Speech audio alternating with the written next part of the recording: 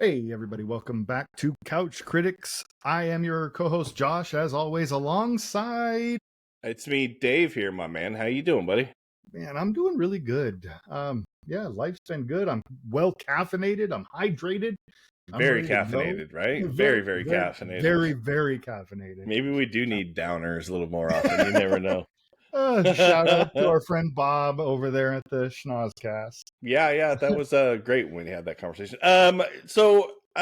Just to jump right in, because I know we have Yeah, quite a few things a to talk lot to about. go over. Yeah. We definitely have a topic we have to get to, and but there's a couple things. First of all, let me ask you before I dominate the rest of the show. Do it. What have you been watching yourself? No. So again, I know this episode it's all the way in December when y'all are listening to this, but I'm in the middle of doing some research for other podcasts, specifically some horror stuff. Um, but I won't go into all of that. I do want to mention though one kind of horror adjacent quasi horror movie that I did watch this last week. And that's 2015's Goosebumps, starring Jack Black and Dylan Minnette. Did you watch this movie? I did not.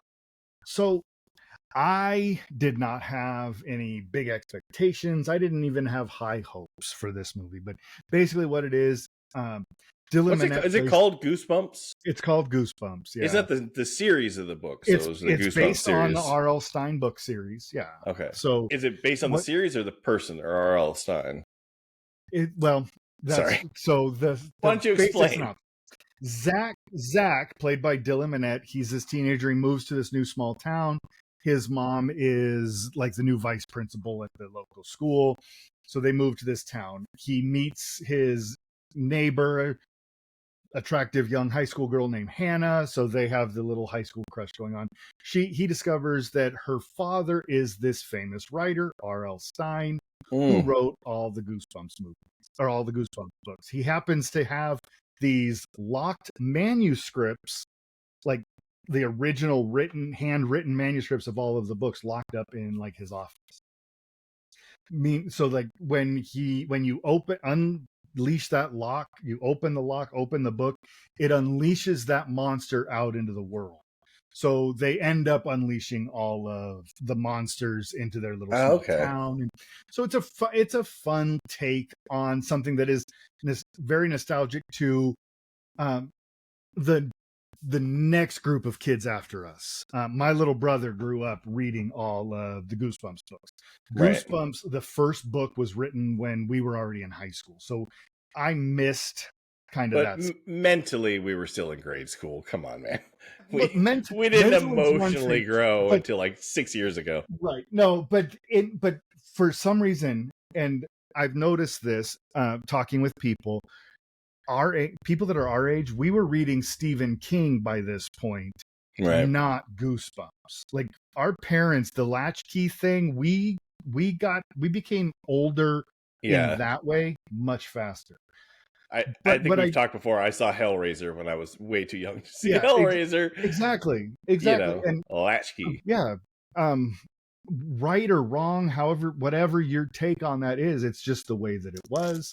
But I did think that this was a really fun kind of meta take on the idea of the Goosebumps being like he wrote them to lock them up.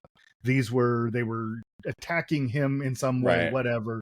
I kind of like that idea. It's a fun movie. Clever way to bring in a bunch of them. So basically, it touches on a bunch of his stories. Essentially, is the idea because that's a smart way to do it. Otherwise, if you focus on one, you're going to disappoint fans. Whereas you just barely touch on all of them.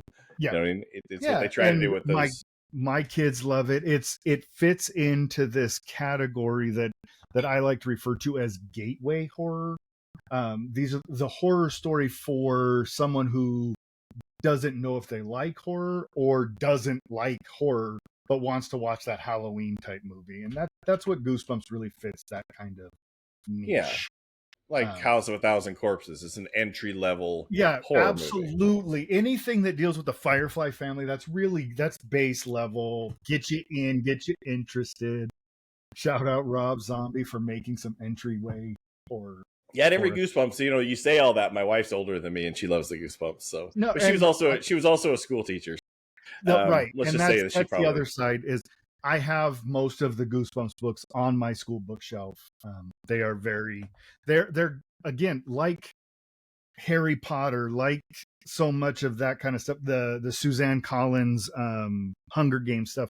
These are stories that get young people wanting to read, and I think that's a super important thing. So shout out to anybody who loves Goosebumps. Keep loving Beverly Cleary, Judy Blume. That's what did it for me. That was us. In the 80s. Yeah, absolutely.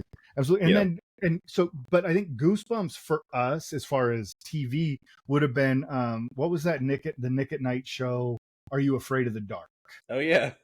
Hey, didn't we talk about that recently? I can't remember who's in it. Danny Cooksey or something is in it. Probably in one of the episodes. Probably Danny.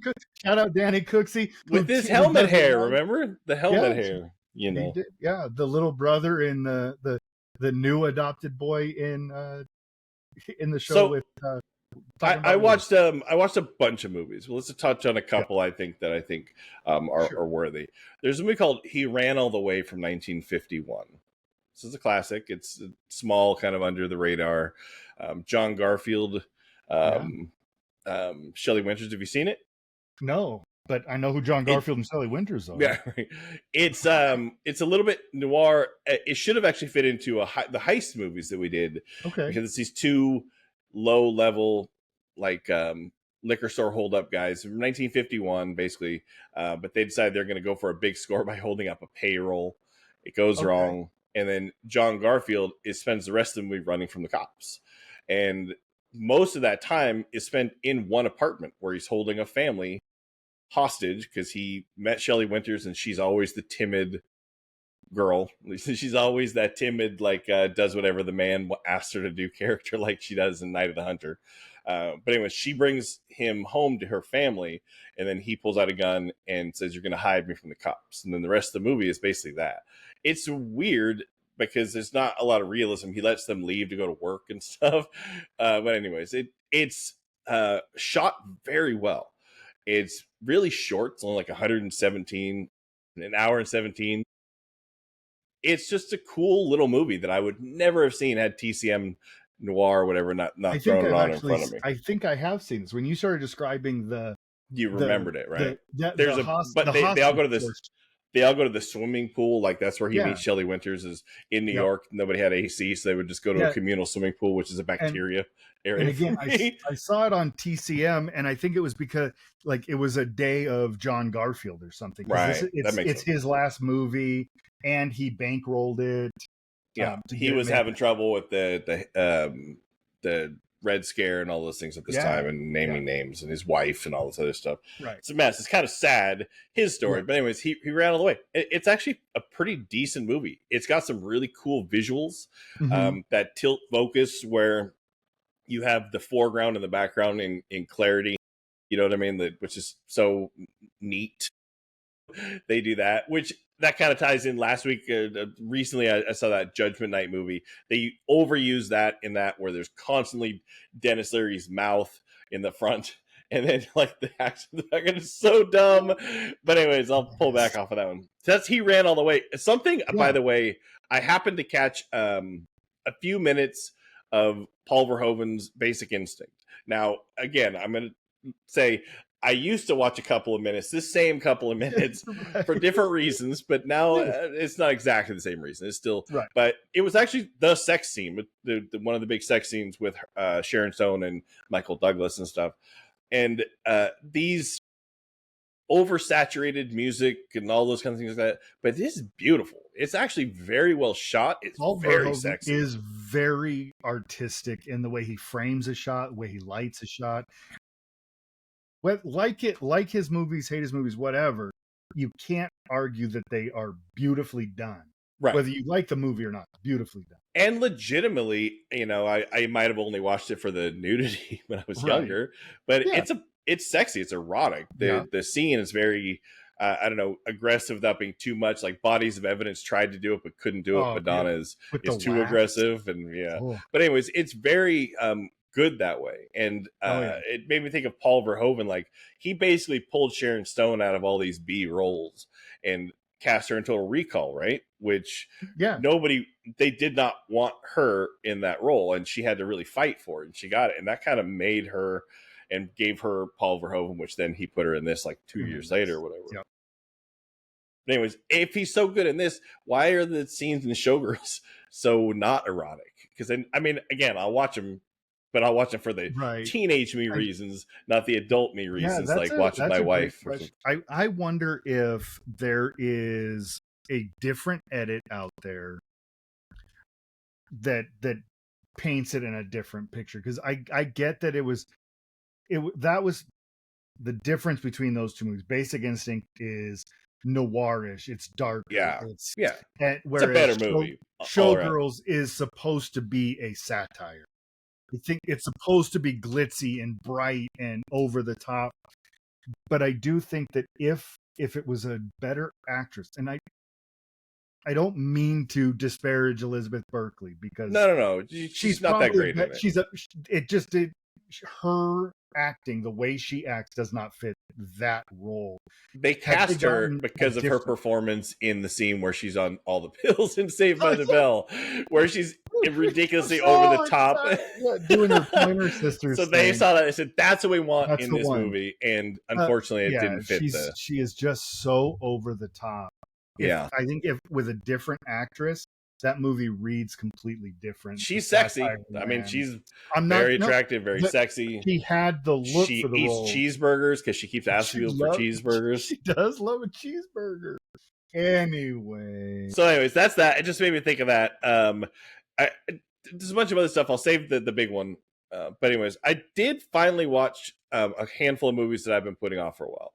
One is 1998's Phantoms. Right? Isn't that Phantoms? It's Affleck is a bomb in Phantoms. Yeah, which the cast is funny because it's just people who all kind of went on to do other things. But I never watched it. And literally, it's just whatever year, almost 30 years later, I watched this movie. Sure. And it's been a joke in Kevin Smith's movies for a long time about, Ben Affleck is kicked ass in Phantoms and stuff. So I knew all of that, but I just never really got around to watching it. It's actually not bad. It's not what I thought it was. Yeah, it's a little slow, but it's good. Yep. It's decent. It's a little overacted. He is good in it. There's a couple of really good performances. It's hum, weird. The soundtrack, the use of that hum is too much for me, though. Yeah. Peter O'Toole, right?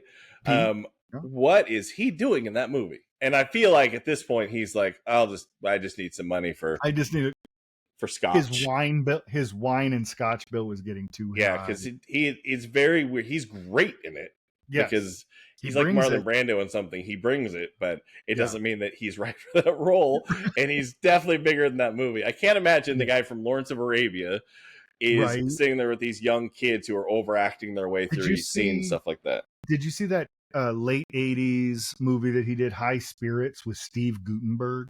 I have seen it. It's been many years, but I do know the movie. But that's another one where like he comes and he's putting on like this Shakespearean performance alongside Liam Neeson as a ghost. Like, it's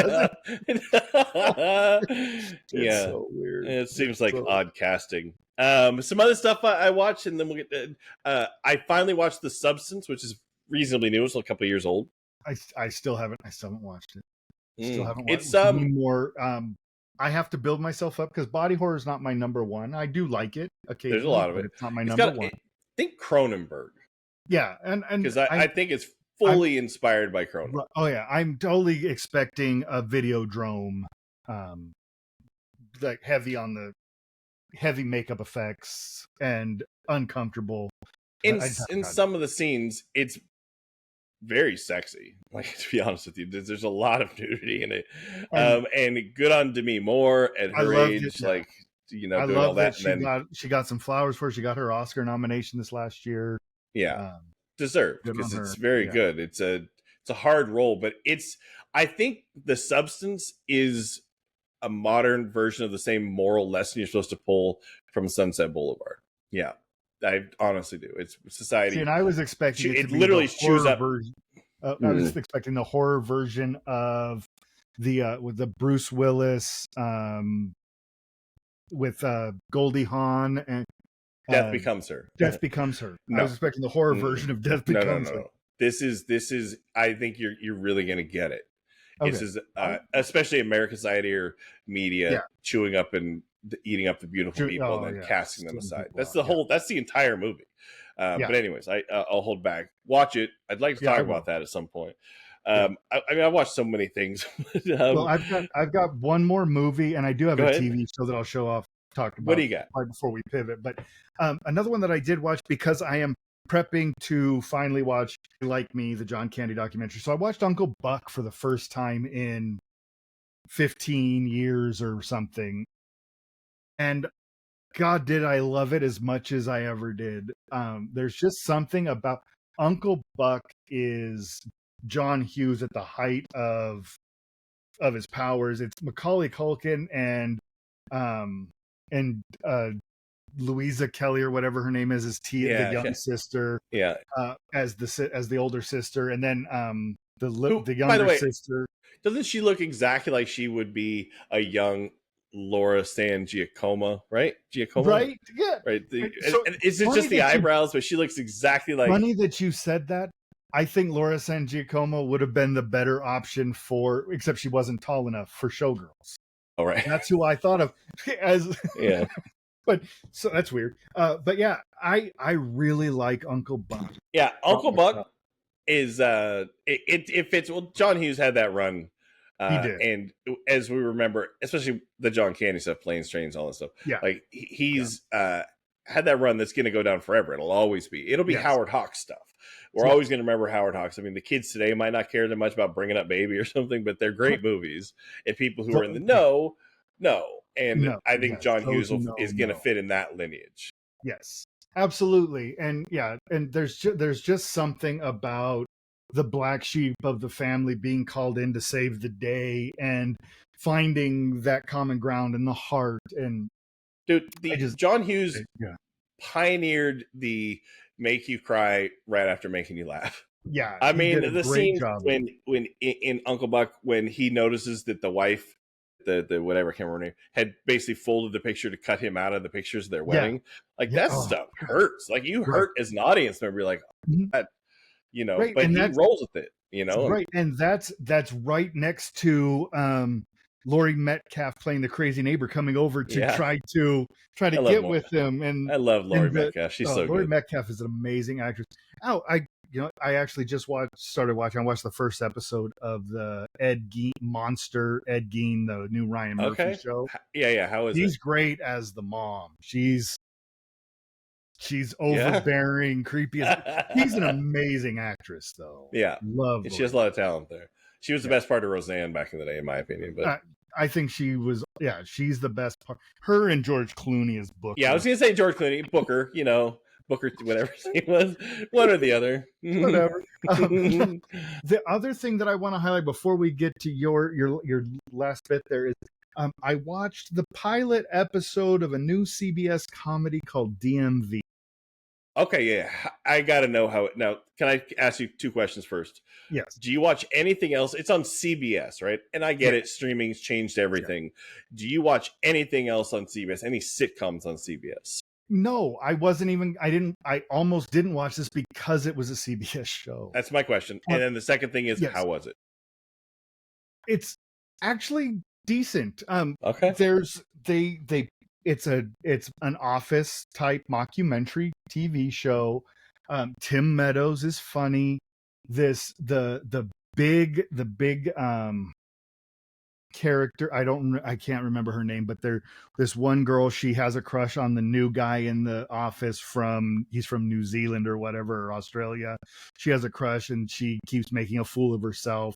And she has this really funny thing where she tries to escape out of the bathroom and her shirt gets stuck. So she takes her shirt off. So she's just there in her bra leaning in the window.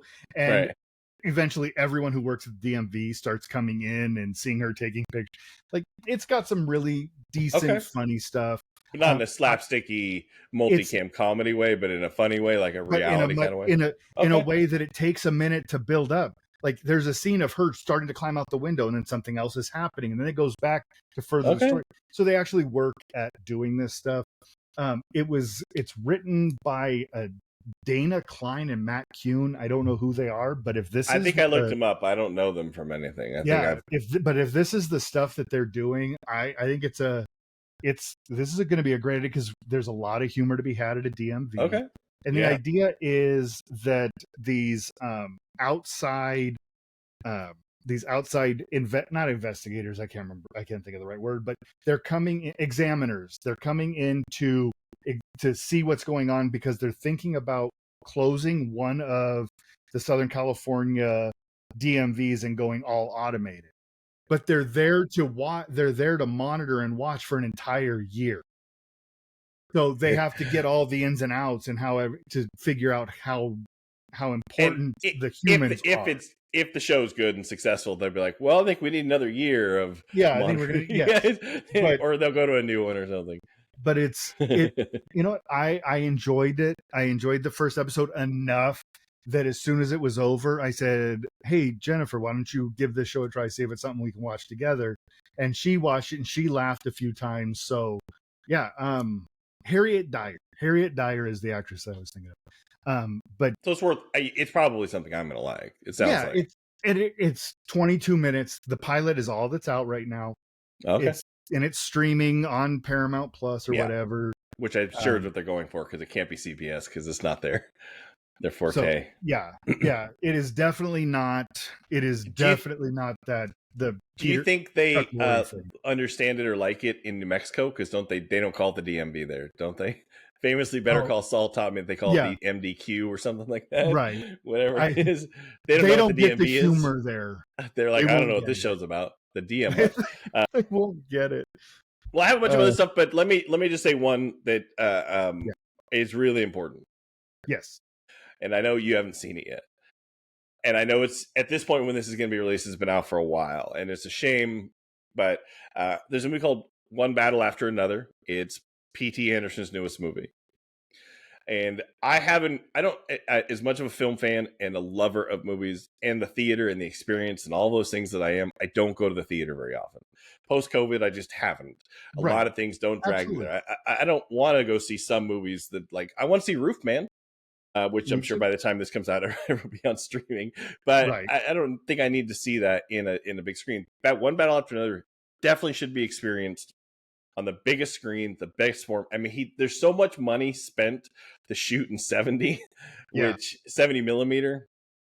People could say unnecessarily or not, but the scenery, the scenes, like I didn't see it in IMAX. I wish I had, to be honest, and I don't care about IMAX, but it was shot in 70. I should have seen it in a 70, but I saw it in a very big screen. But anyways, I love it so much that my immediate reaction was I wanted to go back and see it again. I would have left this 2-hour, 45-minute movie and gone out and bought tickets for the next showing if it wasn't a work night.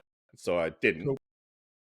I do want to call something out, because you tend to notice these things more than I do, but I just saw a little blurb on social media, so I went down the rabbit hole. With One Battle After Another, in the credits, Giovanni Ribisi has a thank you in the credits. So got me to thinking, why would Giovanni Ribisi have a thank you in the credits for this movie? Well, what I found out is Giovanni is he is a collector of vintage film equipment. And not just a collector, he's a collector and refurbisher of this equipment. So he gets it back into full working order. Well, P.T. Anderson, 70 millimeter, wanted to film this in VistaVision. Yeah. VistaVision is obsolete at this point. The only place he could get the VistaVision cameras was Giovanni Ribisi, because he had refurbished them. So because it hadn't been used in decades, this older high resolution format, and that's how his vision had to be done this way. Ribisi loaned him, did not charge him, did not rent them to him, loaned them, said, hey, Pete, yeah, sure, PT, take these, go for it. Yeah. So make the greatest movie of your career. That's fascinating. Of all people, Giovanni Ribisi. So he's got a thank you credit because of these VistaVision. Because it shoots sideways, doesn't it? The 70, it shoots it films everything sideways instead of vertically. Yeah. Like it. So fascinating. It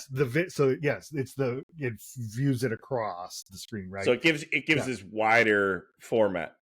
All that being said, all done in analog. So, but yes, I think I told you after I watched it, I said you should watch this. I said I could do a whole episode on this, but I would be afraid it would get political. There's some political undertones to it, but I don't think it takes a stance necessarily. I guess maybe it does, but it doesn't matter.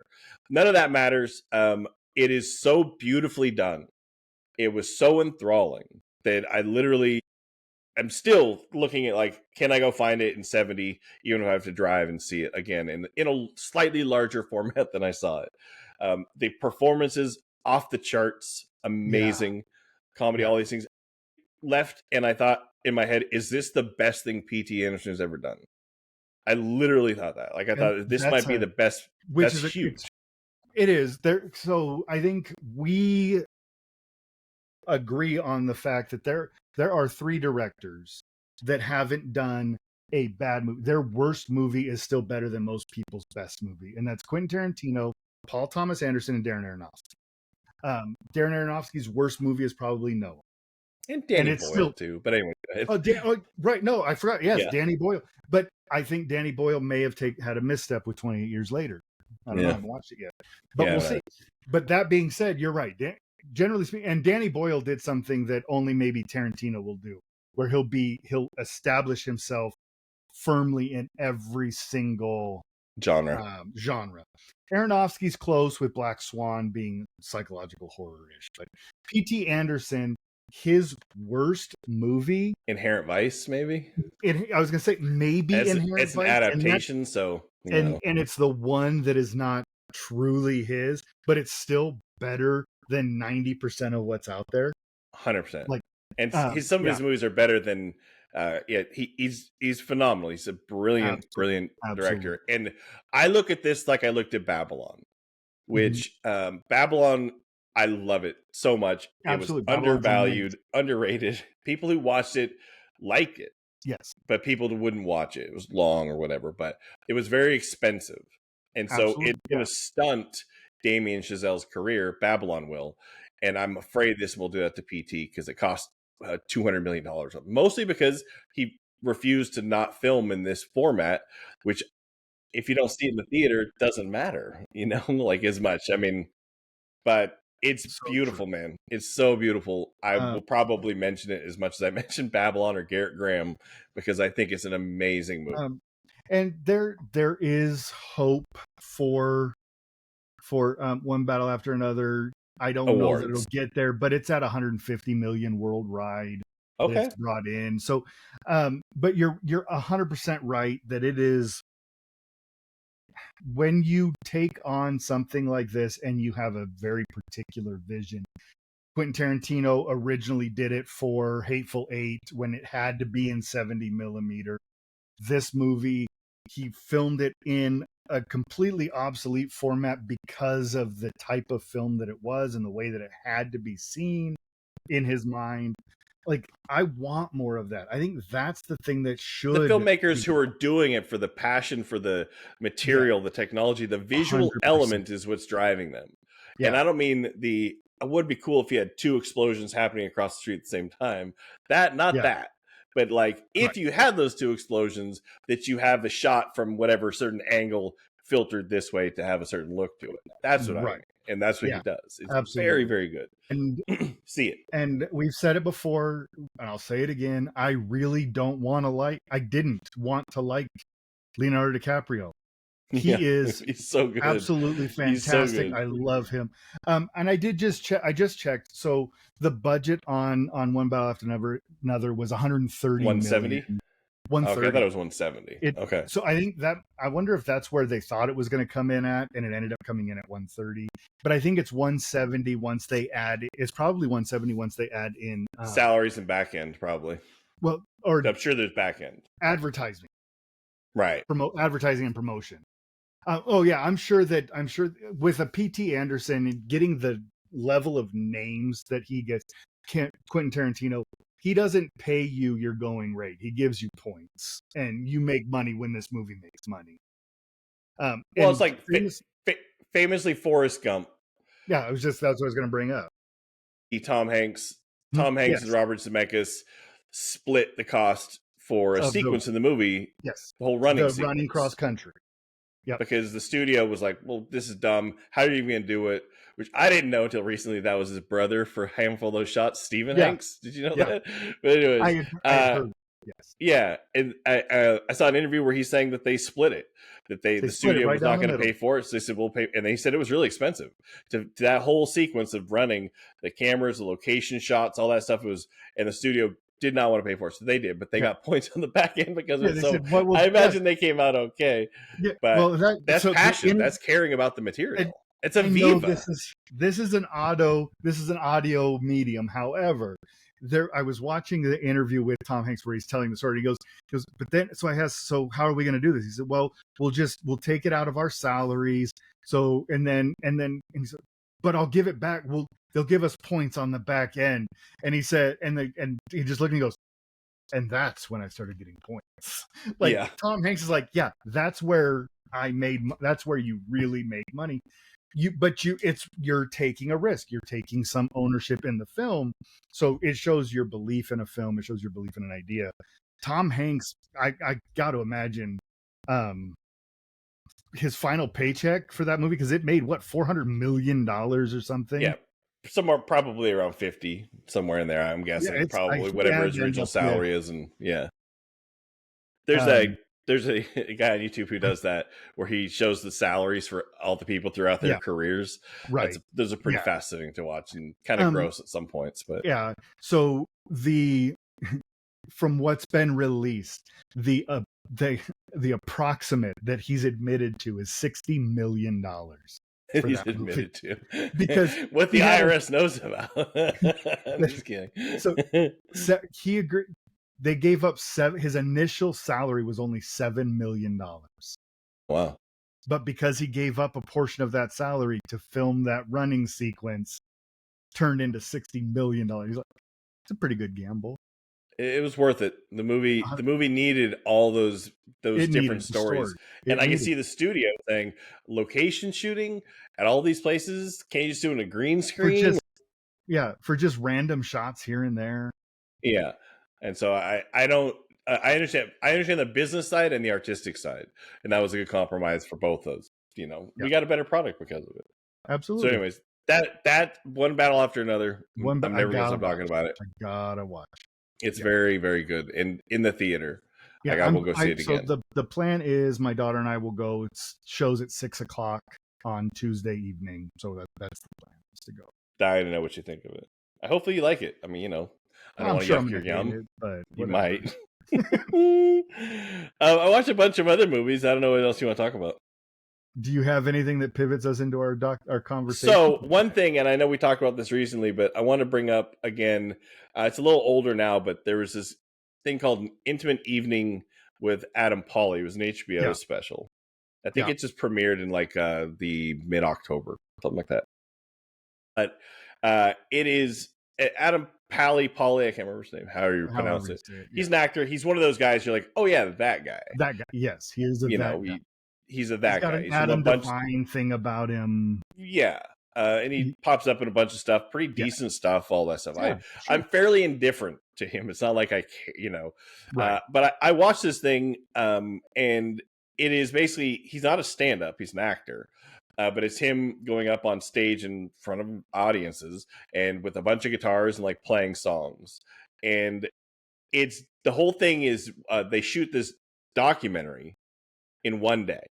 So it starts with the documentary filmmaker calling him probably days before and saying, so you only want to do this over one day? He goes, you don't want to meet first before we do this? He goes, no, I want you guys to put a camera on my face for the first time I meet you. I want this to do all those things. And so it plays through him setting up his stuff and doing the performance and all these things at this one night. I got to say, a lot of the stuff seems like it's not real. It's not a mockumentary, but a lot of it feels like, I don't know, you kind of have to see it. It's very clever. And it led me to two things. One, I didn't laugh at all. And it was supposed to be a comedy special. But I definitely felt that's creative or that's clever. And I thought, is this the new version? Like, is this like nobody does like late night talk shows aren't a thing anymore. You know what? Our podcasts. People are. That's why there's so many swarms of them still coming all the time right now. And is this going to be the next evolution in that, which is actors or things like that? Not because they're not always making the salaries they want to make anymore with some of these movies, unless you're in a Michael Bay film. So, anyways, I don't know if it's a mockumentary exactly, but it has a feel like that. But I do think it's an actual documentary. But this leads us into a category that's been overwrought. Okay material, but there's some really big standouts in it, which is the idea of the mockumentary. Right. And so we both kind of put some lists together. And let me ask you the question, what's the first one on your list? I mean chronologically. I was desperately trying to find something that goes back further than 1979, but I couldn't. I couldn't think of anything. Did you? Yeah, I was trying. So the first one that I have on here is from 1973. Okay, what is it? Orson Welles' F is for Fake. Yeah, God, that's true. That's a very good one. I know that one too. I did not think of that. It's part documentary, part hoax. So it's not strictly mockumentary, but it's very but it's got that flavor. Like the birth of that kind of thing. It would make sense that Orson Welles kind of came up with the general idea for a mockumentary, but didn't execute it perfectly. But then everybody else copies him forever. Yeah, the earliest thing I have chronologically, and I have so much stuff, is Albert Brooks's Real Life. Mm-hmm. Yeah, and the from 73, then there was this movie, and I haven't seen it, but I read about it. It's called The Ruddles. All You Need Is Cash. It's a Beatles parody in documentary form. So I want to look it up. I need to check it out. It's from 1978. But I don't know anything about it. I mean, it's not like A Hard Day's Night is a documentary, but it's also not real. Right. Like it's a film version of their fake lives, right? Right. Is it like that? Yeah. The Ruddles, you said? The Ruddles, Rutles. Wasn't that a cartoon, a kid's cartoon from the 1980s? It sounds like a kid's they're little mice who live in the walls and they have top hats and like American Tail, 5-0 Goes West kind of stuff. I saw that. It's the tagline is the story of the rise and fall of the Prefab Four. It is not streaming anywhere, but now I gotta find it. It's Eric Idle. So yeah, that is one I didn't think of either. You just brought up Eric Idle, and that immediately sent me to Burn Hollywood. Burn Hollywood. Burn Hollywood Burn. Rat Race is a mockumentary. This is how you don't make a movie. But this is how you make a bad movie with really solid performances. But there's been some really good ones from like Borat, obviously. The Borat Bruno thing, like 100% characters taking them out. But Taika Waititi and Jermaine Clement doing What We Do in Shadows. Yeah, so I knew Taika a little bit. I knew Flight of the Conchords, of course. Yeah, and like, I don't know when What We Do in the Shadows came out, I can't remember, years ago, but I happened to catch it not knowing anything about it or what it was. I don't even know how much I knew of Taika Waititi at the time. Like the name wasn't something I knew, but I happened to catch it on HBO and I just knew Jermaine. And so I watched it and I was like, this is a funny concept. I literally thought it was just a one-off, like this is nothing. Like this is just some silly thing that Jermaine's helping and I did a little research, find out Taika, and next thing you know, a couple of years later, he's huge with all these other things, and God love him. But I think that notion of the fake, it's more like Arrested Development was originally going to be Cops meets not Right Lifestyles, Rich and Famous. It was supposed to have extremely mockumentary feel, but they dropped that because it was easier for them Run Against Style or whatever it is they were trying to do. And I think it worked out better the way they did it. It did work out amazingly well. Yeah, they kept the narration. The Ron Howard narration just fits. Yeah, they kept that, which doesn't that anarchy feel to it. It's just fun. But anyways, we could do our list now. I don't want to jump ahead to all of these. So Real Life was the first one that I could come up with. You're right, 1973 FS for Fake does fit, and Real Life is great. If anybody hasn't watched it, Albert Brooks is brilliant. AKA Albert Einstein, AKA Super Dave Osborne's brother. He's AKA Carl Reiner called him the funniest man alive. He's not far off. There was a point in time where Albert Brooks really was. I mean, look no further than his character in Drive. How much funnier do you get than that? It's actually weird to see him as an aggressive guy. But if anybody's curious, just Google or go on YouTube and look up Albert Brooks doing his Tonight Show bits. He was always doing a different bit on the Tonight Show, but look for the one that's the ventriloquist or the mime. Those are my absolute favorites.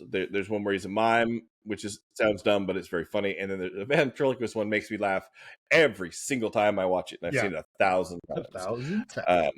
1,000 times. So anyways, Albert Brooks is brilliant. And so, he makes this, he's a documentary filmmaker who's going to go follow a real family, but it's all kind of like forced at them. They have goofy looking cameras that they're trying to, because this is 1979, so they didn't have small cameras.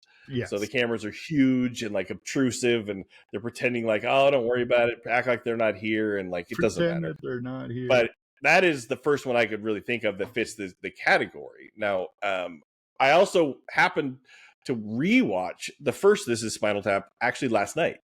Okay. Which had been a few years. It's been a while since I've watched it. Yeah, I just I did, like, I forget Dana Carvey's in it. Yeah, I knew Billy Crystal was in it. I forgot Angelica Houston was in it. Yeah, like all these little pieces and stuff that I just, I don't know, didn't remember, maybe didn't even notice before. But that one, as we both think, that probably fits the most directly to what we call a mockumentary now, right? Rob Reiner makes it, but it's written by Christopher Guest, and the songs are good. People thought they were a real band. Yes, their albums actually sold in the millions. And it's because the documentary, they do play it that way. But it's funny if you watch it with the eye for where they're improvising a line and they're laughing at the line. That it's the best. It's the best to watch somebody say something, Christopher Guest say something that you could tell he's just throwing off the cuff, and the other covering their mouths, laughing at it, but trying to stay in character at the same time. Absolutely brilliant. I do want to see the I sequel. Want to see it. I think I'm excited for it. Like I just hope it's good. I hope it. It doesn't have to be as good as the original. I just want it to be decent. Of course. And the problem is between then and now is that Christopher Guest has taken this format that was just something that they were all kind of goofing around with back in 1982, 84, something like that, 1984, and kind of not only perfected it, but made it his signature. So Christopher Guest had made this block of great mockumentaries, and now he's doing this one. I wonder how much he's influencing the changes that he's come up with. Do you know what I mean? And because he is the single biggest name in the mockumentary genre. There's a couple others that I think stood out. So the first one that I wanted to shout out was Bobcat Goldthwait did a horror mockumentary called Willow Creek. It's a deliberate homage to Blair Witch. Okay. But he filmed it in Willow Creek, California, in Bigfoot country, and it's about a couple who ventures in the woods with the intention of making a found footage documentary about Bigfoot, and they end up confronting something terrifying. It's funny, it's dark, it's Bobcat. So I wanted to talk about that one because that's what year is that? When was that made? 2013. Okay. 2013. So Willow Creek, fascinating. That was a lot of fun. Yeah, it's really good. Is it funny or is it pretty serious? It's much. There is humor to it, but it's much more horror. Okay, it's Bobcat doing a straight up horror. Yeah, that's awesome. But another one that I thought of when we were talking about this is from back in the day, going back to Blockbuster Video, but Drop Dead Gorgeous. Okay, so the pageant movie. Let me just throw this out at you. So I think when I messaged you and said, because I don't think we had opened up too much for this topic, but the reason was I had just watched it. Really? I just watched Drop Dead Gorgeous last weekend, actually. And I think immediately, before I finished it, message said this would be great for our topic. Yeah. There's a couple of things about it. First of all, yes, from 1999. It's about a beauty pageant in a small flyover state, Wisconsin or something like that. Minnesota, but yeah. Yeah, Minnesota. Thank you, of course, because Kirstie Alley is doing what's her name from Fargo the whole time. She's even said, "Oh, I just am copying the accent that she did in Fargo." What's her name? Yeah. But anyways, Cohen's wife. Yeah, Joel Cohen's wife. Great actress, but Frances McDormand. Thank you. Frances McDormand. Nomadland, Chloe Zhao. Amazing. Let's go down the rabbit hole. So, anyways, I watched Drop Dead Gorgeous because I liked it, and it was I still have the VHS screener tape, which is the one, where the writing is on the bottom of the screen, says owned by Paramount Pictures or Universal or whatever. It's all over the box. You can't sell it, and return and all those things like that. But anyways, so I liked it back then. I still really like it. Yeah. I actually kind of like it more. Now, here's some quick thoughts on that. Sorry, I don't mean to dominate all this, but this is the one I wanted to actually talk about. First, it's very poorly remembered. It doesn't, critic reviews, all those other things like that, it's not great. Now, you would think it's kind of, basically it's just Best in Show, but at a beauty pageant, right? Right. Yeah. But it came out the year before Best in Show. So Best in Show was actually copying. Does that make sense? Coming out. Yeah. Now, I didn't think that. That's what fascinated me the most, was I strictly thought the other way around. This predates Best in Show. But anyways, Kirstie Alley's okay, not great. Everybody else is phenomenal. Will Sasso, it was the very first thing I remember really paying attention to Will Sasso. He's very fat, Will Sasso. He looks like me. But very, very, very funny. In this, so much so that they kept adding more lines. They went back and did post-production shooting just to get more scenes with him in it, which is why he has his own scenes. He is kind of going full R word. His character is, and they say the R word a lot, which, at the time, like 1999, none of it was okay and things like that.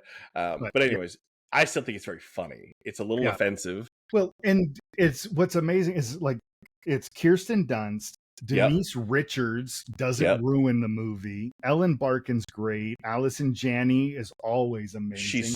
Allison Janney and Ellen Barkin are so good. I mean, amazing in this. And then Brittany Murphy, rest in peace, and in her film debut, a young Amy Adams. Yep, it's the first thing Amy Adams did. Yeah, she was nobody. And you mentioned Will Sasso. Will Sasso around. My first memory of Will Sasso is his very small basic. It's not a cameo because he wasn't famous, but it's basically an extended cameo that he did in Beverly Hills Ninja with Chris Farley, where he plays the I've never seen that. No, don't. You don't need to. You don't need to. I like Chris Farley so much. I don't think it's going to help me like him more. No. If you want to watch a Chris Farley movie, watch Almost Heroes with the best movie. Watch that. An underrated movie. Yes. Right? Yeah, absolutely. So funny. Talk about a mockumentary. It's Lewis and Clark's rivals. But anyways, so Drop Dead Gorgeous is really good. It deserves a rewatch. And people, like I said, it's not reviewed well. Most of the comments were negative about it. I don't know if it was misunderstood. No. I think the jokes were funny. I think the concept was poignant. I think they're poking at it back then. Yeah. Rewatch it. It's actually, I think, a little better because I really like Kirsten Dunst. But back then in 1999, I just knew Kirsten Dunst from as a kid actress. Right. She was Interview with a Vampire, right? She's just cute there. But I just heard one of the best interviews I've heard of any actress in forever on, I think, Smartless. She just did an interview for some movie she's working on. And she's brilliant. She's very funny. She's very normal. Surprising all those things. Fiance, husband, boyfriend, whatever is amazing. Jesse Plemons. They talk about how they met and things like that, and how they pick roles and stuff. Did they meet on the show Fargo, or were they already together? They met there. They met on Fargo, and then they were both. She kind of goes into this. I'm not going to tell her story, but they both were in relationships at the time. Oh, so as she said, nothing happened. A year later, they got together, but come on. But that's when they met. Yeah, sure. But anyways, they're both great and brilliant, and I think she's going to have a bigger revival than I think she's already having in her career. So I don't know. Hopefully this will get a rewatch because she's really solid in this. 1999, I think, is the year that she really came into her own, because she did this movie and she also did The Virgin Suicides. Right. Both in 99. And that was, I mean, I love The Virgin Suicides, but I don't know what the rest of the world does. But everybody's going to know that I think the next year she did Bring It On. And that was where she blew up. Yeah. But I think she became an adult actress. She was no longer that cute little kid anymore. She was still cute. She could still do that because obviously Bring It On, she does the bubbly, the sweet. And in this, she even does a little bit of bubbly and sweet with a darker satirical turn to it. But she's the bright spot in the whole thing. But there was another movie. It's not mockumentary, but it came out at the same time. Do you remember Dick? Yeah. About the I own the Richard Nixon. I own the screener copy of that movie. Yeah. For some reason, whatever studio. I have The Haunting. I still have them in VHS. You have The Haunting? I have The Haunting, House on Haunted Hill, which tells you exactly when I was managing at whatever video store at the time I was at, because I have a bunch of these screener tapes that are useless, but I can't get rid of. EdTV, I have, which again, mockumentary, right? It is, absolutely. So that same year they're making all these. Anyways, EdTV is another Truman Show, which is a beautiful film, but EdTV is also on my list because it's mostly a mockumentary, right? Like, but there are film scenes too. So I don't know if it fits the criteria. What are your thoughts? Right. I think that if they use the mockumentary style at all, even as a framing device, I think it counts. Because it's a smart use of it. There is this one that I really like. I talked about this director on our last episode, but Werner Herzog. Werner Herzog in 2004 did this. It's a fictionalized documentary / hoax, because he didn't tell everybody that it was fake. He released it as a real documentary called Incident at Loch Ness. Okay. But it is 100% a hoax. It was not real. But he plays with his director persona. There is no Loch Ness, is what you're saying. No, not in this movie. There's not. But okay, at all. The lake doesn't exist. All those things. The lock is gone. It disappeared. The lock is gone. The lock is gone. Sorry, go ahead. No, but Incident at Loch Ness. Werner Herzog. I love Werner Herzog. I like his the way he works. Anybody who doesn't know Werner Herzog, by the way, check out interviews he's done with Conan O'Brien. Yes, because they have a very, very good rapport. Yeah, he's a very funny guy. I'm sorry. He's got an odd sensibility, and it's so good. He was born in 1942 when the Nazis were winning the war. Yes. He was born in Berlin, Germany, occupied in a household of people who were not Nazi supporters. So I imagine he's had a rough childhood. No, I know we had talked about not going down really into the Christopher Guest thing, because that's its own show. But there is one that I haven't seen, and I wanted to ask you if you did, called Mascots. Is that Christopher Guest? Christopher Guest mockumentary about the mascot competition on Netflix. It's a TV show or movie? It may be I don't know. It says it's a Netflix film release. I never watched it. Same. I did not know it was Christopher Guest. Did he make it or produce it, or? I will do some research right now as we continue. Let's sit down and watch it right now, and we'll just watch it on. We'll let the audio run while we're watching it, and just people can listen to us with our eyeballs. Well, while you're looking that up, I have a couple I definitely want to bring up. I know one that I was in love with in '93, which was CB4, because I love CB4. Yeah. Chris Rock at his early best put together this amazing. It was right at the time when I was listening to NWA, everybody else was, and so it fit all of that stuff. It was very funny. It was self-deprecating at times, making fun of themselves and the whole genre, all those things like that. Mm-hmm. There's a narrative that goes along with it, but for the most part, it's Chris, the Get a Life guy, Chris Elliott, thank you. What's wrong with me? It's Chris Elliott as a documentary filmmaker following these guys around thinking that they're hardcore gangster rappers, and they maybe weren't always that way, which right. is, very funny in itself. But CB4, very solid, very good movie. Mm-hmm. Years later, I saw CB4 in the theater, but years later, I watched Fear of a Black Hat. Yeah. Right. Fear of a Black Hat, which I had never seen before, mm-hmm. but recently I have. It's also brilliant. Came out the same year, I think, as CB4 in like 93. Yeah.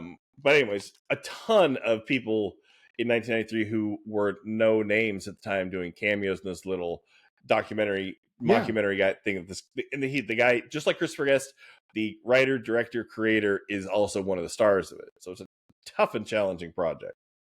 So I did, real quick, Mascots, written and directed by the great Christopher Guest, starring Parker Posey, Jane Lynch, Ed Begley Jr., John Michael Higgins, Fred Willard, like a lot of his regulars. His company. Yeah. The Christopher Guest company. Right. That's awesome. Speaking of, by the way, did you ever watch that? There was a show called Documentary Now that was made by Bill Hader and... yeah, I never watched it. I don't know what it is. Absolutely brilliant. By the way, just throwing that out there.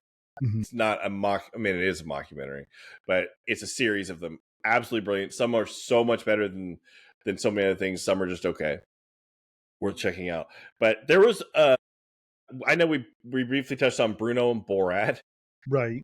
Again, Borat was one of the first times I laughed so hard I fell out of my chair in the theater because it's so ridiculous. Team America did it, and there are other movies that have done it, but Borat knocked me over, and I think it did everybody because everybody got it. It seems weird. Could they make that now, or would there just be people outside angry about every bit of the content? I don't know. I do think people would be angry about the content, but I think it's so hard because I don't want to get political, but the temperature in the room is different today. But anywho, I loved Borat. Bruno was not as good. It was okay. It was just another character he had done. It's fun, but at some point, Dictator was the same.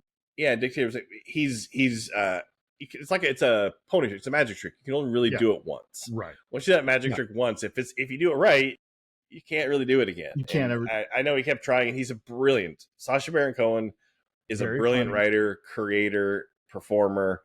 Like he's in Hugo, he's phenomenal. I love Hugo. That's where he should be focusing his character work is in scripted. But I get it. He's so quick and witty and smart. Well, and you want to keep going to that thing that made you who you are. And the Ollie G show is what made him. It was him doing a character and riffing. That's where he got his start. So I think that's performance art. Yeah, that's what he wants. But the ability to, which like the Daily Show and some of these other shows, where they can go interview somebody and the quick wit to be able to put together responses and questions to things that you wouldn't expect somebody to say. It's that you can't pre-plan a lot of that. Right. And that's what Sacha Baron Cohen was able to do with Borat. Well, and that's why our show is as famous as it is, because our quick wit. All 200 almost people. It's the Quick and Witties. That's the original name of the show. The Quick and Witties. I have a couple more. You got any more? What's on your list? I do. I just have one more that I want to shout out, and then we'll go down yours. But the one that I don't know if you've seen this. It's a Belgian black comedy called Man Bites Dog from 1992. No. It's a mockumentary, extremely dark. It's a film crew following a serial killer. It is dark. It is not easy, but it is a hell of a movie. Okay. But it's Man Bites Dog, dark. you said? Man Bites Dog from 1992. Yeah. I'm not sure where it's streaming right now. It's darkly. It's like more shockumentary instead of mockumentary. It's satire, so they're going for the extremely dark humor. Got it. But it's all in French. It's like 95 minutes, all in black and white, following the serial killer named Ben as he goes about his work. He murders strangers and goes off on philosophy about art and class, and he chats like he's just another guy at the office. Is it like a mix of Dexter meets American Psycho, basically? Somewhere in that. Except way it's so I don't know. There was a film review that says man bites dog, plays like a brutal nihilistic cousin to This Is Spinal. Okay. So yeah, I mean, I guess if you don't give a shit, you can probably do a lot of stuff and upset people, right? It's one of those. Yeah, the humor is so dark that the time that when you do laugh, you're like, I probably shouldn't have laughed at that. Like you kind of feel dirty that you laughed at that. Right. Yeah. It's messed up, but I think it's what Quentin Tarantino wanted Natural Born Killers to be. Right. More before dark, Stone before Oliver Stone turned it into a cartoon. Yeah, made it the way he did. So Cannibal Holocaust, I still haven't watched. That's also a mockumentary, right? It's a documentary. It's found footage documentary. Yeah, but it's a documentary crew going out and shit happens to them, so the footage ends up getting lost, and then they end up finding it. But yeah, so yeah, it would. You've told me it's pretty brutal, so I was wondering if it's in that same vein. Yeah, I think Man Bites Dog is easier to watch because you know that it's a movie. There's something real about Cannibal Holocaust because it's real. The animal stuff is really happening. Like it's not fake. I can deal. Man Bites Dog. You know everything in it is a movie. Out of curiosity, do they kill animals in Cannibal Holocaust, or are they taking dead animals and? No, you see that plug. If you don't like this stuff, jump ahead 30 seconds. You literally watch them take a living turtle and torture it to death to make food. Like it is not easy to watch at all. So, Cannibal Holocaust, it's not the feel-good movie of the year. For a lot of people, my wife would not watch it. I had my wife watch Walkabout a few months ago. The Australian movie. Yeah. And the only part was I had to make sure, because she would be very upset. They do hunting, like because the main kid is Aboriginal, and he hunts and kills kangaroos and these other animals, and they show actual animals being killed. And she does not like that. So same deal. Yeah. Like, there's a lot of that, and there's just no way I can watch it with her. Yeah. So it doesn't sound funny at all. And it's not funny. The reason to maybe watch the movie is so when the movie first came out and people started watching it, Rogero Deodato is the director, was actually arrested. He was arrested. He was brought to court. He was forced to bring the actors into the courthouse to prove that they didn't really die, because everything about it felt and looked so real. And he did what Eduardo Sanchez and Daniel Myrick did in '99 with the three actors in Blair Witch. They didn't do any of the the promotion, the junket. Yeah, as Jason Bateman calls it, which I love, the Chat and Giggle tour. It's an amazing name for a press junket. Chat and Giggle. So the Italian courts believed that it was a true snuff film. So he had to break the realism and prove that these people were. They don't care about the animals; just make sure the human beings weren't murdered on screen. Did not care about the animals at all. It was initially banned in over 50 countries. It definitely fits the mockumentary because it is a fake documentary, but that one is super dark. It's not. There's no satire to it. It's just. Let's go to the polar opposite of that. Yes, please. So the sweetest and nicest, cutest little mockumentary I can find and think of was Marcel the Shell with Shoes On. Have you seen that? It is the opposite of Cannibal Holocaust. Right. And I just thought I would jump in with that and lighten the funny. So anyways, it is adorable. It's cute. It's sweet. Yeah. And the whole thing is done in a documentary fashion. Right. I don't know if you're how much you're what is her name that did it? The comedian. I'm drawing a blank from Parks and Rec and all the other things. It was her it was her boyfriend or husband at the time. They were living together, and he started making that. And she started doing the voice, and then they separated, I think. And then she had to go back and finish. Jenny Slate. She's so funny and absolutely gorgeous and phenomenal.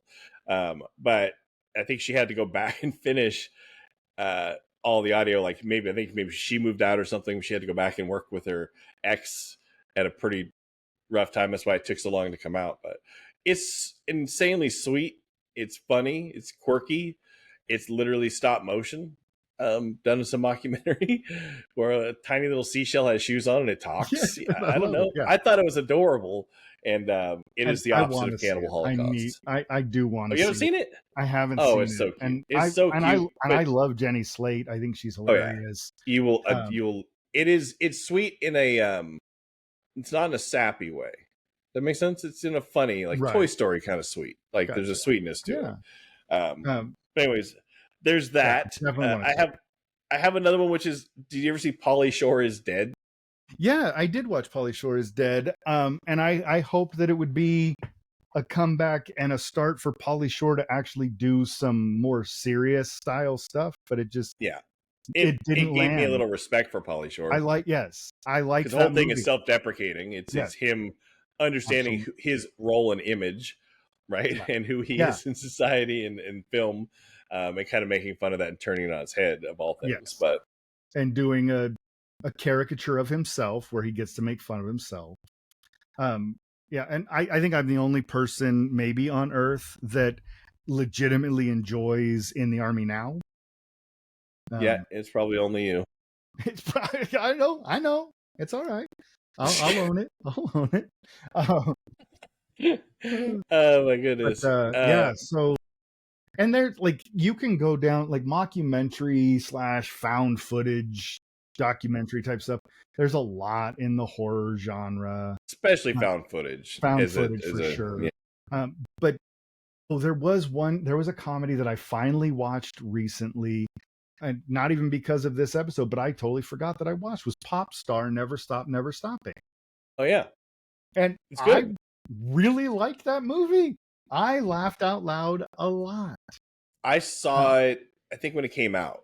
I don't know, maybe in the theater, I can't remember, but I saw it when it came out, and I already liked Lonely Island, but I didn't really like it that much that first time. I thought it was okay, but I remember everybody saying how great it was. I have not revisited it. I should though, huh? Yeah, because I literally watched it maybe a month and a half. It's very funny. I really enjoyed it. I liked it when I saw it, but maybe my expectations were too high. But I remember leaving there thinking like, it's okay. Like it didn't draw me back, but now you saying that and time and people appreciating it differently, maybe it'd be worth checking it out. I like Andy Samberg so much, even more now than I did then. Completely. I always thought the Lonely Island Boys and the digital stuff that they were and the stuff they were doing and their music was always super funny. Andy Samberg now, because of my appreciation for him, has grown. I think I'm glad I waited to watch it when I did. Yeah, and that's why I think it needs a revisit, because I only remember about a quarter of it either.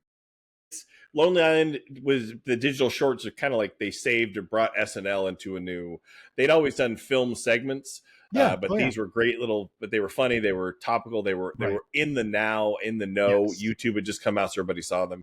Yeah. The Please Don't Destroy guys are the current. The most recent ones doing those same shorts. I actually loved them, but I think this season they dropped it. I think two of the guys maybe left to do something else, and the other guy is now a cast member, which is strange. But Please Don't Destroy also have a tremendous amount of very funny, inspired by Lonely Island material. Yeah. Pop Star Never Stop Popping. Like I know I should rewatch it. I have a feeling I'm going to like it even more, but.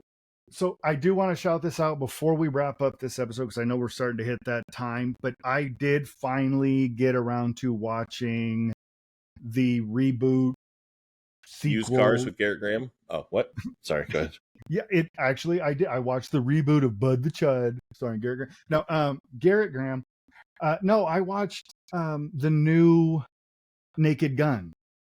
Okay. How is it? It's good. Okay. It's not bad. It's not great.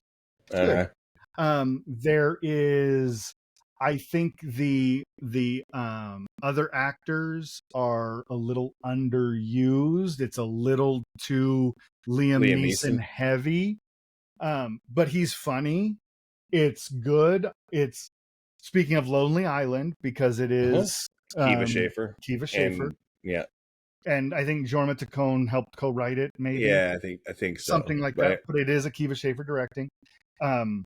I loved that. One thing I did love about it is that everything you saw in the trailer happens in like the first 3 minutes of the movie. Oh, that's awesome. So there's a bunch. That's what I was afraid of. No. God, so I was afraid that it was like happened in that, literally the 3 minute, maybe first 5 minutes of the movie. It happens all, like, that is the trailer, is the opening of the movie, which is great. So the jokes don't come as fast as I want them to from a movie inspired by the Airplane guys. Yeah. But it is good.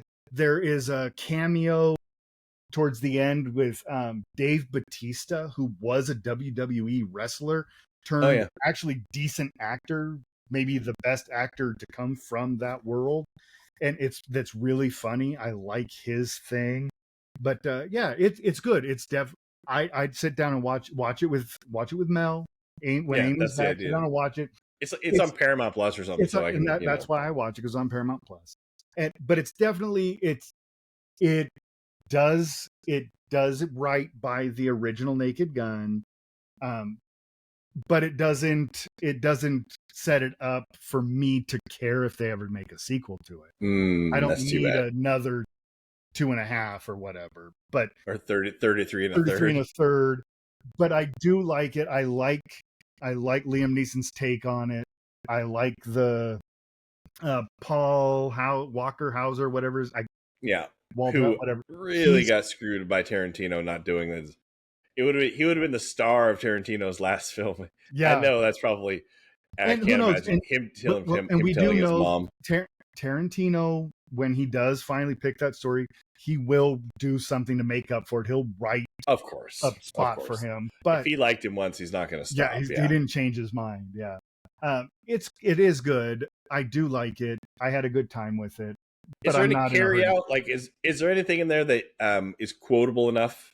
Like that you saw that you know what I mean? Like something you would quote or think about, or jokes that would come up. Because in the first Naked Gun, there were things that I still quote. No, nothing. The heroin joke in Naked Gun 1, when O.J. Simpson is been almost killed and he's in the hospital bed, and he can't talk, and then Leslie Nielsen leans in, and he keeps saying heroin because he's trying to tell Leslie Nielsen's character that he found a shipment of heroin, and that's why he got hurt. But Leslie Nielsen says, I don't know, you'll have to give me a couple of days. I have this tough order to get filled out for you. As if he's asking him for a bunch of heroin. And this cop, Leslie Nielsen's like, sure, I'll get it for you. Give me a couple of days. Funniest throwaway joke that nobody pays attention to ever. I still, to this day, think about that joke. There is one line in the movie that I have caught myself saying. Because when I was watching, my daughter Danica, the youngest daughter, she watches a lot of she loves real true crime stuff, so I watch it on occasion with her and whatnot. And anytime somebody is or sentenced for manslaughter, I was watching Court Camp with Dan Abrams or whatever his name is, and this guy gets arrested. He gets arrested and tried for manslaughter. Liam Neeson says here, you served 20 years for man's laughter. Must have been quite the joke. So now every time I see manslaughter, I think of man's laughter. Yeah. And so that's kind of funny. Yeah, it is funny. So yeah, that sticks with you. That's good. Yeah, I mean, it's something. Yes. I wanted it to be great, but I don't know how. You think it would have worked better if they just went with their own standalone material? Like Naked Gun, if they had done something let's do a Hot Shots version of like where we're just off on our own doing our own concept. Just curious. No, maybe. I don't think so. They could tie into the original characters. Now that I'm thinking about it, I'm sitting here just trying to think about it. Frank says, I wouldn't put my sperm across a board. I have a Bon Jovi t-shirt for that. It doesn't make any sense to the moment, but when he said that, I was like, "That's what?" Like, I got a Bon Jovi T-shirt for that. Don't worry about it. That's funny. But so there are some funny quotes and stuff in it. But yeah, give it a watch. It's a good time. I definitely will. I already figured I would. It's and nice to know that it's not. They do a lot of the not a lot. They do a good amount of that deadpan stuff. Please take the chair. Right. Oh, no, I got plenty of chairs at home. I'm good. That Leslie Nielsen made famous. Yes, they do enough of that to let you know you're in this world. Yeah, so it's fun. It's fun. I wouldn't say anybody who's curious. There's some old interviews with Leslie Nielsen when he talks about being cast for Airplane, and how his agents tried to talk him out of it, and everybody else tried to talk him out of it because he was a dramatic actor, and that he agreed to work for free if just to get cast because he understood what the movie was going to be about, and nobody had done it before. There was some good interviews. His take on it is very funny. Yeah, a similar thing happened with Jeff Daniels. Jeff Daniels, everybody tried to talk him out of doing Dumb and Dumber, but he said, "No, I want to do this. You don't understand how funny this is going to be. It's going to help my career." And it did. It gave him a whole, because he was strictly a dramatic actor, and then all of a sudden his career took off. I just think it's because he was arachnophobia the year before that, right? Yeah. But I just think it's funny that when he's done interviews and they're effing with him and they just show the scene of him taking a dump, like taking a shit, which as an actor, that's not like James Woods doing it in Scary Movie 2. Like, these are not the things you do them because it fits the role of the director asking all things like that. Come on, this isn't going to be, you're not going to win an Oscar for it. You know what I mean? And so it's funny. I think, I can't remember, Conan, I think, had done that where he interviews him, and instead of showing the clip for whatever movie he wants to promote, they just show that. I don't know. Makes me laugh. But anyways, I did want to talk about, because recently I was listening to the heist movie episodes we had, and we briefly mentioned the Matchstick Men movie, and this is very off topic. We can close out Mockumentary, but very off topic. But I did realize that I also have a passion, I think you do too, for con artist movies, like long con movies, like The Grifters and like Con Air. Con Air. But better. You're talking about the blow dryer, Con Air, right? You think Michael Bay just took that off the blow dryer and said that's a good name for a movie, and then wrote the movie around his blow dryer? Show him the hair dryer. Isn't it called Con Air? Isn't that the blow dryer company? I swear to God, that's what he did. That's where it came from. You know it did. I'm sure, and he just figured out how to make it all about barbecues and Cyrus and stuff. But anyways, so I did want to talk about that next week. You know, we can go with that. I don't have a lead in. Usually I would have a lead in. Yeah, there's no mockumentary about con artists, and so I have no lead in. Well, there is. The first one, the first one I talked, F for Fake. F for Fake, yeah. That's true. It's all about how they're con artists and they're conning you. How do I not bring it back? I'm supposed to bookend these things. You took it full circle on accident. It's much like F is for Fake, which is probably one of the first times the style of mockumentary is being used. But Orson Welles is kind of a con artist himself, a little bit of a con man. You know what I mean? Yeah. That makes me think of how much I love con artist movies and con man movies.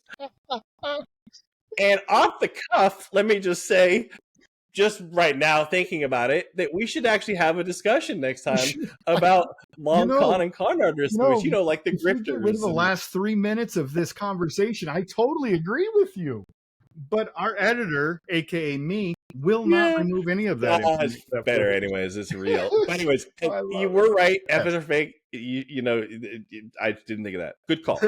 So we should have that discussion next time. But I do want to ask one thing before we completely close this out. Yes. Your favorite Christopher Guest mockumentary? So it's a two-part answer. My favorite. The hot seat. My favorite, beginning to end, everything about it, funniest lines, everything is probably Best in Show.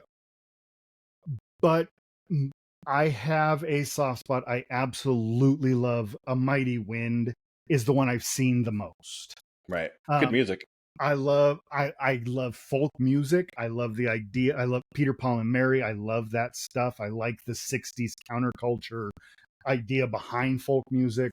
So I really enjoy A Mighty Wind. I do remember, I don't know if you remember this, the first time I ever saw A Mighty Wind. You, myself, and Sorensen drove down to Ashland and watched it at the Vargas City Theater opening night. Did we? Yeah. Oh, shit. And all I remember from that night is Jennifer Coolidge when they say, let's hum for daddy. And her hum is, because Jennifer Coolidge is freaking fantastic. And I love that one. No, but also. Sorensen was there with us, huh? Yeah. Missed that Best guy. in Show is the Shout out to Sorensen and Shout his out fans. Sorensen. And his sisters for joining, and his sister for joining us on this trip. Yeah, I don't remember that, but I definitely like A Mighty Wind. I like the music, but a lot. Best in Show, I think, beginning to end, has the best jokes, has the best setups. I like Waiting for Guffman because it's the first. But Best in Show is my favorite. A Mighty Wind is the most watched. For Your Consideration is probably my lowest. Yeah. And then Mascots, I got to go watch. So, somebody showed me Waiting for Guffman years ago before Best in Show came out. Because it was people I knew who worked in the theater, and so like stagehands, and so they had me watch that, and I thought it was okay. Like I knew Spinal Tap, I knew the concept. I didn't care about it like they did. They thought it was brilliant, right? And so when Best in Show came out, I didn't see it for a while, like for at least a year or two. I don't remember, but because of the fact that I was like, well, I didn't. Like, these guys all think this is hilarious. I can't imagine. There's no, but I did like Best in Show when I first saw Best in Show. Well, I saw This Is Spinal Tap first, but I saw Best in Show of the Christopher Guest directed movies. I saw Best in Show first because of Best in Show. I watched Waiting for Guffman. I was relatively disappointed in Waiting for Guffman. Didn't love it. I think I did it the right way because Best in Show is I agree also the best of his. It's the one that I like the most. It's the one that has the funniest jokes. All the characters are so new and fresh and young. Like all of his company and stuff. He's expanded to so many other people, which is great. But like core group of people that came in the beginning. But yeah, Waiting for Guffman, it almost prevented me from wanting to watch anymore. So I don't know. Maybe if I rewatched it, I'd appreciate it. But I think I watched it, I guess, the better order if that's the case, because it would be disappointing. I do think that I would have done something with them together. I had done it in the other order, but and I really like. I just like everybody that works with Christopher Guest, from Bob Balaban to Eugene Levy to Catherine O'Hara, Parker Posey. Like there are so many.